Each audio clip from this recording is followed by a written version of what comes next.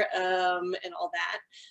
Denise, do you want to, I'm Crystal Jackson. I'm in sociology and gender studies, and I'm also on the faculty advisory board for the New York City Alliance Against Sexual Assault.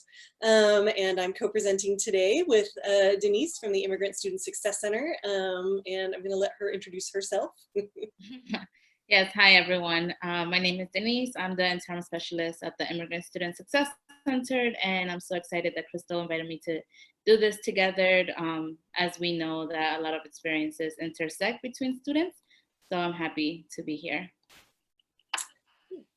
I'm kind of curious. I think we're curious about like there's only, 4 folks, but for the folks who have decided to join us today, like why you chose to come to this one, what you're interested in learning, what your goals are. Well, I'll speak up first. My name is John Shane. I'm with the Department of Law and Police Science at John Jay. I've been here for about 12 years now. And I thought it would be an interesting adjunct to the yearly violence course that we take at John Jay. And I've been very fortunate. I've had great classes, great experiences, and I've never had anything like this present itself. I've never had any instances of violence present itself, either directly on campus or in the surrounding environs, up and down the streets near campus. But I always thought no harm in creating an adjunct for myself that it dovetails along that, and so that's really what sparked my interest in it.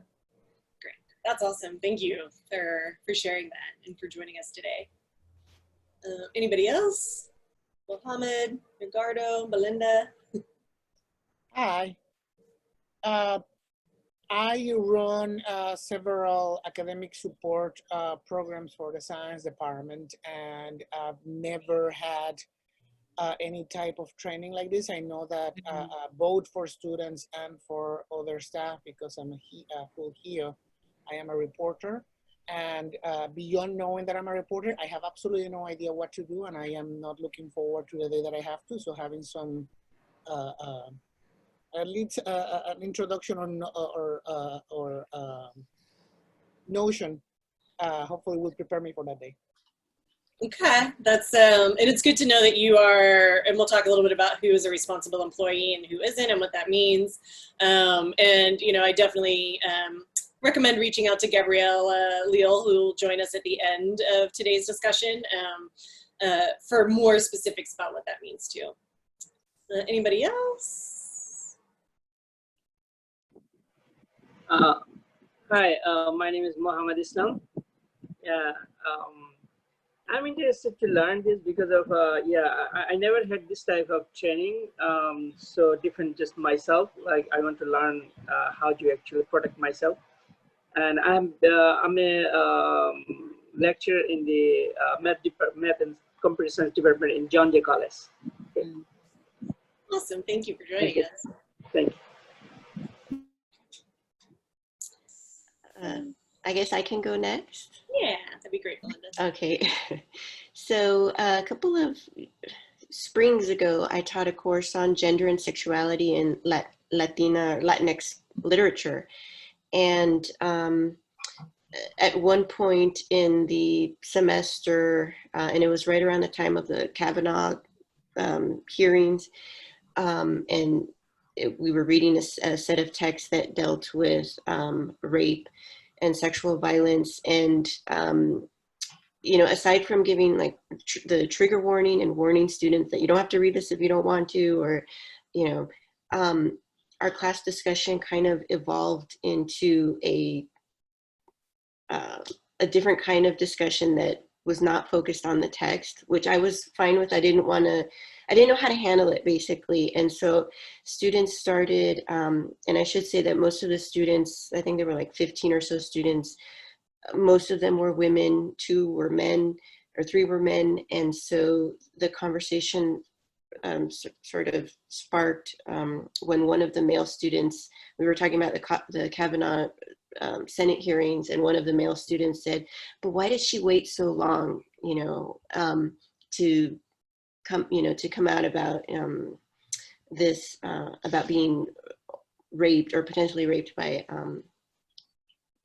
Brett Kavanaugh. And so the female students sort of banded together and jumped in and said, well, because there are a lot of issues about why women wait so long. And then almost every single female student in the classroom divulged their own experience with sexual assault or violence or sexual harassment. And I was just in the middle of this thinking, what do I do? Like, I don't want to cut off conversation. I don't know. I didn't know how to handle it. And I felt really anxious and powerless and scared about, like, what am I supposed to do? What if someone says something that, you know, is too revealing?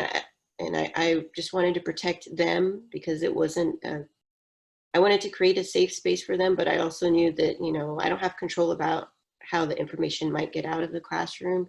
Mm-hmm. And so basically I was just like helpless and clueless. And so when I saw this workshop, I was like, this is what I need to know in case this happens again, which inevitably it might happen again. So. Good. Yeah, that's a really powerful example, right?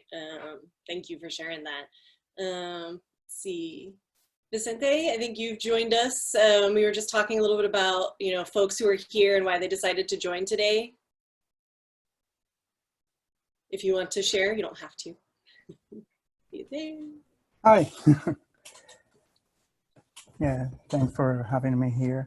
I'm just interested in this issue. I think it's problematic, and I really, if I have to face these situations, I wouldn't know what to do. So I'm pretty much here because I want to learn what to do in case. Good, thank you. Well, I'm really glad that you all have decided to join us today. I will say, and Denise, you know, I'm sure would also, you know, say that we could have a conversation for 2 days and still not really get into, you know, everything that we could potentially cover here. So, you know, I'll just say that before we jump in, but we'll try to address your concerns, and we'll do, you know, a little bit of presentation with some slides. Then we'll do a vignette. We'll do some breakout rooms, probably just 2 breakout rooms, have some discussion, and then Gabrielle Eliel from the Title IX office will join us for the last 15 minutes for really compliance questions, particularly around responsible employees, as well as just general information that she wants to make sure that we covered. Denise, so I'm gonna share screen, and Denise, do you wanna take us through the first few slides? Yeah. Does that sound good? Okay. Mm-hmm. So I'm going to start share, and I'm going to do this.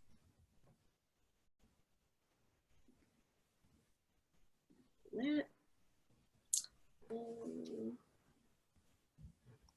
Sorry, there we are. Yeah, perfect. Okay. So yes, just some goals for today that we want to talk about. Today is at the end of the discussion. You should have more knowledge about how to support survivors of sexual assault, have specific phrases and language to use to talk with someone who discloses sexual assault, understand specific needs at an HSI, a Hispanic Serving Institution, have questions for the Title IX office that will join us for the last 15 minutes of today's workshop. And that's because a lot of the things we're going to be discussing could lead to a lot of compliancy type questions. And we don't want to get into that conversation without Gabriela being present, since she's going to go over that. And your goals or needs. So if you have like any specific goals in mind that you want to ask, or specific, if you want to add other things, like feel free to jump in. Click. And before we get started, we wanted to have some community agreements, especially because this conversation is on sexual assault, which, you know, could be triggering for folks. So one of those things is confidentiality. Like if you want to share a specific scenario about a student or something that happened, like please do not disclose the student's name, and that's just to respect their privacy.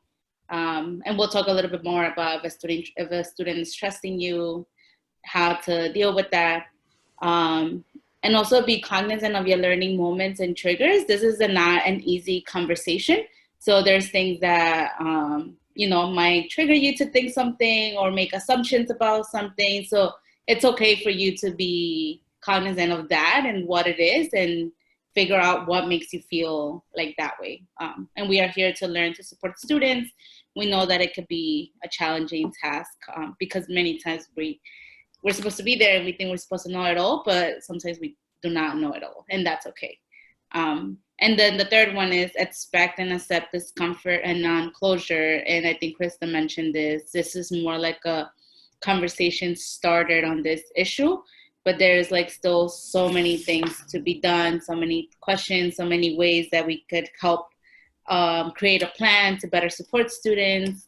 So this is just kind of a starter point. So feel free, like if you feel discomfort at any point because there's something that's being discussed that is not comfortable, like that's also okay. Someone's in the waiting room, I believe. Let me see. Yeah. So if we don't have all the answers, that's okay. We'll figure it out. Krista, do you want to go over this one? Yeah. So, as I think John, you talked about the eSpark training. So hopefully all of you as faculty know that on Blackboard is the eSpark, the Employee Sexual Misconduct, it's up top, Prevention and Response course that we have to take each year, usually in the summer.